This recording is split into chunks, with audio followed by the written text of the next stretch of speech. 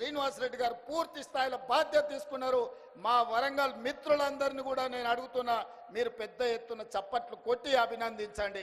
ఎందుకంటే మీకోసం ఖమ్మం జిల్లా మీద కూడా దృష్టి పెట్టకుండా వరంగల్ జిల్లా మీద దృష్టి పెట్టి వరంగల్లో పనులు చెయ్యాలి అని కడియం శ్రీహరి గారు కలిసినప్పుడు వారు మాకు ముందు నుంచి చాలా సన్నిహితులు, మీకు తెలుసు.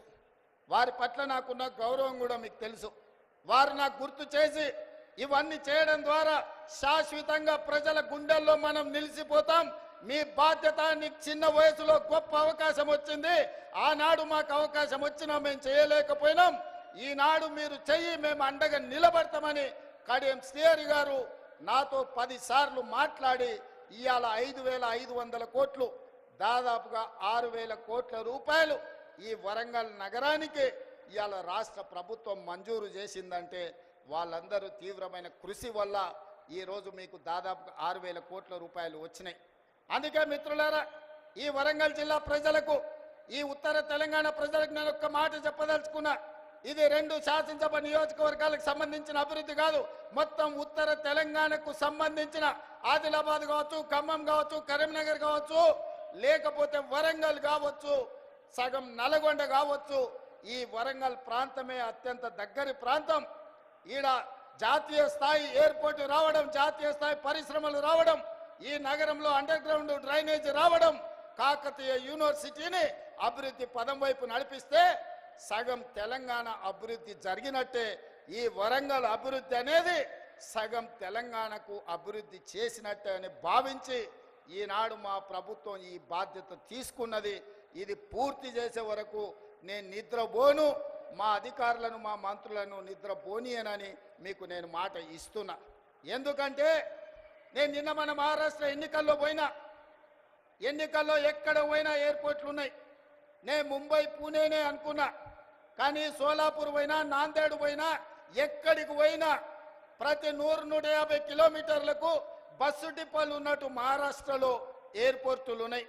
మన పక్కన ఉన్న ఆంధ్రప్రదేశ్లో విజయవాడలో ఉంది, అదేవిధంగా తిరుపతిలో ఉంది, కర్నూలులో ఉంది, కడపలో ఉంది, అదేవిధంగా విశాఖపట్నంలో ఉంది, రాజమండ్రిలో ఉంది.